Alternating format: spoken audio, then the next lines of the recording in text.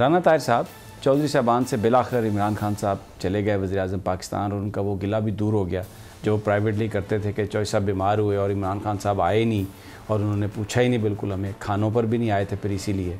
तो अब आपका क्या ख्याल है कि ये जो मुलाकात है इसके बाद कुछ मामला ठीक होंगे या वो जो इश्यूज़ हैं मुलाकात से वो इश्यूज़ तो ख़त्म नहीं होंगे? मसलन जो अपॉइंटमेंट है ऑफिसर्स की उन अज़ला में जहाँ पर PML काफ की सीट्स हैं, या जो वजारत है एक और नई वजारत जो वादा किया था पहले तहरीक इंसाफ ने, तो आप समझते हैं कि कुछ मामला बेहतर हो जाएंगे? अमित साहब देखें, वो इश्यूज़ जो है ना वो इतने हम नहीं थे। असल बात वो है जो आपने कही, असल बात थी प्राइम मिनिस्टर की चौधरी साहबान से मुलाकात की।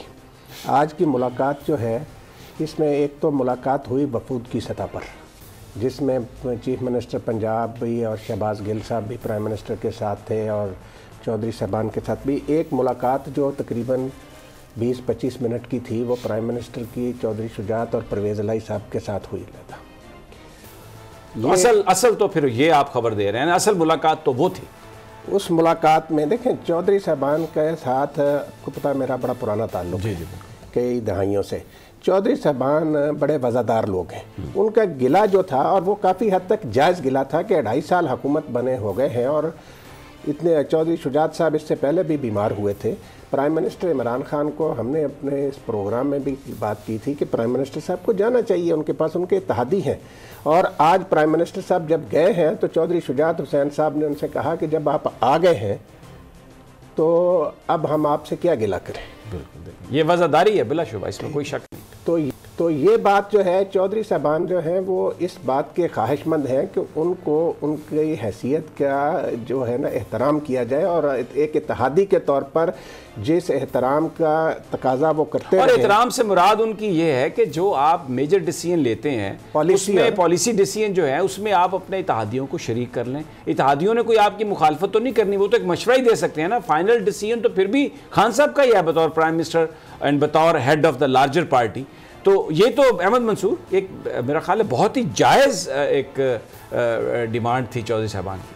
बिल्कुल समीर साहब, जैसे राना साहब ने कहा उनके साथ ज़्यादती तो बड़ी हुई है, उनको नज़रअंदाज खान साहब ने कुछ ज़्यादा ही कर दिया और वो अपने गिले संभालते संभालते यहाँ तक पहुँचे कि आज ये बड़ी खबर बन गई कि हुकूमती इत्तेहादी है और वज़ीर-ए-आज़म की उनके साथ जब मुलाकात हुई है तो कुछ मंजरनामा क्लियर हो गया, ख़ासतौर पे पंजाब का। और पंजाब में आपको पता है कि चौधरी बरादरान इस वक्त बहुत ही डिसाइसिव उनकी पोजीशन है और अपोजिशन बड़ी लालची नज़रों से उनकी तरफ देखती भी है कि कब वो थोड़ा उधर से खिसके हमारी तरफ आएँ, लेकिन वो इतनी आसानी से आपको पता है और राना साहब इस तरह जानते हैं कि ऐसे खिसकने वाले नहीं हैं। वो सोच समझ कर और बड़े अगर वज़ादार भी हैं और समझदार भी हैं तो ऐसे नहीं वो जाएंगे, हालात देखेंगे। और हालात मेरा नहीं ख्याल कि राना साहब समझते हैं या समीर साहब आप समझते हैं कि ऐसे हैं कि अभी चौधरी साहब जो हैं वो कहीं तो इधर उधर। वो जो खबरें थी जनवरी में घर भेज देंगे, दिसंबर में घर भेज देंगे, तो उससे पहले जो हमने खबरें डिस्कस की हैं वो भी हर चीज़ स्मूथ हो गई।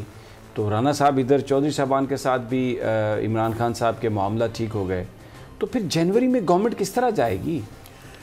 समीर साहब, अभी जो प्रोग्राम शुरू किया आपने मुल्तान से और ख़ुद दिखा दिया कि PDM का ग्राफ जो एक मोमेंटम बनना था वो मोमेंटम बनने की बजाय वो तो नीचे जा रहा है।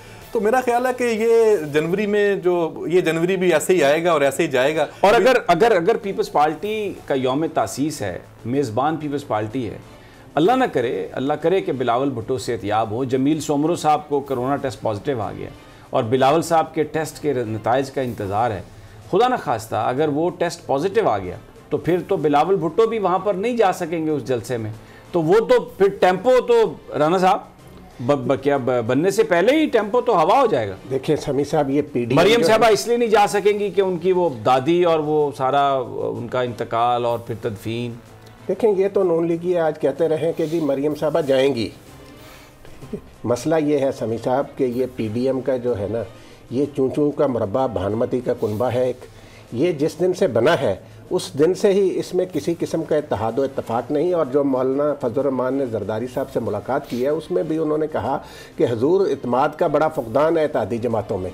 तो ये चीज़ जो है, और फिर देखें ये किसी पेशावर के जलसे में अवाम ने जिस तरीके से शिरकत न करके एक पैगाम दिया कि भाई हम इनकी मनफी सोच का जो है ना हिस्सा नहीं बनेंगे, और ये नवाज शरीफ साहब और उनके हवारियों ने खास तौर पे अच्छा जी, मैं आप एक सेकंड ये जुमला मुझे मुकम्मल कर जी जी आप सारे ये नवाज शरीफ साहब और इनके हवारियों ने अफवाज पाकिस्तान पाक फौजा के हवाले से जिस किस्म की हर्जा सराई की, उसके बाद खुद नून लीग के कारकुन, पीपल्स पार्टी तो अपने आप को दूर कर रही है, लेकिन नून लीग के कारकुन जो हैं वो भी पार्टी से दूर हो रहे हैं कि हम ये बयानियां लेकर आवाम में नहीं जा सकते। ठीक हो गया। अच्छा, मैं अब आपको मुस्तफ़ा खोखर साहब की उनका एक साउंड बाइट है, उनकी एक गुफ्तगू है जिसमें वो इल्तजा करते हुए नज़र आ रहे हैं कि वास्ता खुदा दा वज़ीर आज़म साहब एक सिर्फ फ़ोन कर लो, असी तो तैयार बैठे हैं, सानू कोई फ़ोन ही कर लो। सुने ये देखें ना, वो महमूद खान अचकज़ई से भी वो कहते हैं अगर आप बात कर लें तो हम फिर भी गौर करने के लिए तैयार हैं। अल्लामा साजिद मीर साहब से बात कर लें, हम फिर भी बात करने के लिए तैयार। किसी जमात से बात कर लें, वास्ता रब दा गल कर लो। अहमद मंसूर, इसका यही मतलब है ना? समीर साहब, ये कोरोना जो है ना इनके लिए बहुत बड़ी इनकी मदद है। मेरा ख्याल है कि वज़ीर आज़म साहब को इनकी मदद कर देनी चाहिए, इन्हें फ़ोन करें ताकि सारे अपने अपने घरों में चले जाएं सुकून से, और ताकि मुल्क को आगे बढ़ाएं, और जो असल एजेंडा है पाकिस्तान के लिए उस पर हुकूमत और बाकी सारे अदारे जो हैं वो मिल के चलें।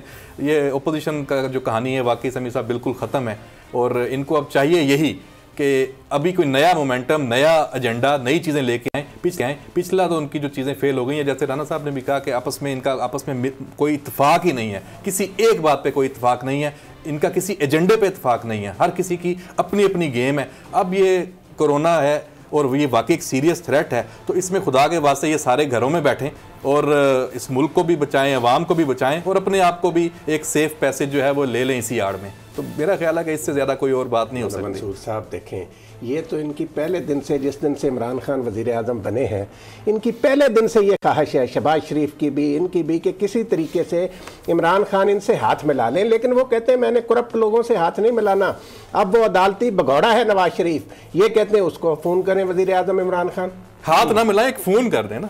देखें ना इनकी कितनी मासूम ख्वाहिशात हैं। अब क्या करें समीर साहब इनका? नहीं, लेकिन वो तो देखें ना, अदालती भगोड़े तो वो नहीं है। अदालत ने उनको इश्तिहारी देने का जो प्रोसेस था, वो जो फैसला नहीं एक अदालत करार दे चुकी है, कर दिया एहतसाब अदालत, उन्होंने इश्तिहारी करार दे चुकी है। एहतसाब अदालत तो देखे ना, वो तो अपोजिशन कहती है कि जनाब वो तो सब कुछ हुकूमत के इशारों पर होता है, लेकिन हाई कोर्ट में उनको भगौड़ा तो नहीं करार दिया गया, उनको जनाब उन्होंने 2 हफ्ते का टाइम दे दिया।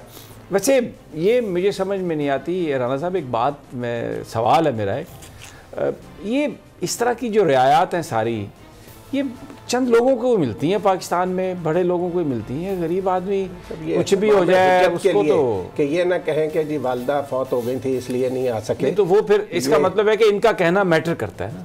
क्या? मेरा कहना तो मैटर नहीं करता, गरीब आदमी का तो कहना कोई नहीं सुनता ना। सब यही तो है, आवाम में जिस तरीके से प्रोपेगेंडा करते हैं, इसलिए कि ये किसी तो इसका मतलब है फिर ये प्रोपेगेंडा से, डर की वजह से ये सब कुछ होता है। समीर साहब, ये अदालती सवाबदीद होती है कि वो मैं यही तो कह रहा हूँ, ये सवाबदीद ये गरीब आदमी के लिए क्यों नहीं होती? मेरा सवाल है ये। नहीं होती है, खास तौर पे देखें हमारे जब से ये आला अदलिया, ये सारी रियायत, ये सारे जज साहबान हैं, उन्होंने गरीबों की भी सुनवाई बड़ी होती है समीर साहब। अच्छा जी, वो मुझे किसी गरीब का नाम बता, मुझे बात सुन लें, अब मेरे मुंह तक सुन मारे पूरी महफिल में, ठीक है, और टीवी पर इंटरव्यू दिया उन्होंने आके, उन्होंने कहा के पर्चा होना है। नहीं ये और तो मेरी बात सुन ले जरा, ये तो समीर साहब वज़ीर आज़म इमरान खान सुन ले जरा, तो मैं वज़ीर आज़म साहब का तो मैं मशकूर हूँ, इज़ वेरी काइंड, उन्होंने फ़ोन भी किया और उनसे तो हमारे को गिला ही नहीं है। लेकिन मुझे आप ये ज़रा निज़ाम की मैं बात कर रहा हूँ, तो आप कहते हैं जी कि वो सवाबदीदी का, आपको भाई सुन ले, हम निज़ाम बदले तो आप सुनते भी नहीं है ना, बहुत परेशान हो जाते हैं, आपको कोई नहीं नोटिस आता, फिक्र न करें। बात ये है कि वो कहते हैं जी ये FIR ही दर्ज नहीं हो सकती। आपको पता है यहाँ पर MPA को लगा थप्पड़, उसकी मेंबरशिप ख़त्म हो गई, और इधर FIR मुझे ना सेशन कोर्ट ने दर्ज की, ना हाई कोर्ट ने दर्ज की, सुप्रीम कोर्ट केस लगा ही नहीं रही।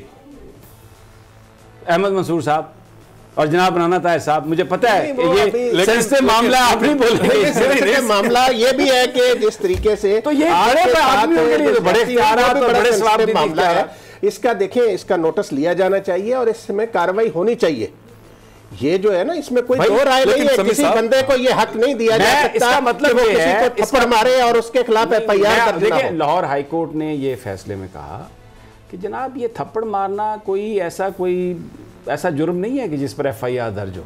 तो फिर अब मैं तो इससे ज्यादा मैं कोई अदालतों का हमें इतराम है। आपके साथ अगर इंसाफ कहीं से नहीं हुआ, लेकिन अल्लाह का इंसाफ हो गया। सुना है आइसोलेट हुए हैं, वो भी अल्लाह ताला उन्हें सेहत दे, तरले कर रहे हैं कि वज़ीर आज़म उनको फोन करें, उनसे बैठे। अल्लाह ताला उन्हें सेहत दे। मैं देखिए, मैं ये कोई ऐसी बात नहीं है। मेरे जब वालिद साहब अल्लाह को प्यारे हुए तो उन्होंने ट्वीट भी किया और मैं उनका मशकूर हूँ इस हवाले से। लेकिन ये बात असूल की है। अब ये मैं इसको कोई जाती झगड़ा समझता ही नहीं हूँ, मैं दयानतदारी से आपको बता रहा हूँ। बात यह है कि आप किसी भरी महफिल में किसी सहाफ़ी को इसलिए अगर आप थप्पड़ मारते हैं विदाउट एनी प्रोवोकेशन, किसी आर्गुमेंट के बगैर कि तुम ये चीज़ छाप रहे हो, तुम ये चीज़ कर रहे हो, मेरा ख्याल है कि अगर इसको ना रोकने की कोशिश की गई तो फिर ये हर एक के साथ होगा ऐसा, और कई जगह हो भी रहा है। सब्सक्राइब करें और बेल दबाएं ताकि कोई खबर रह न जाए।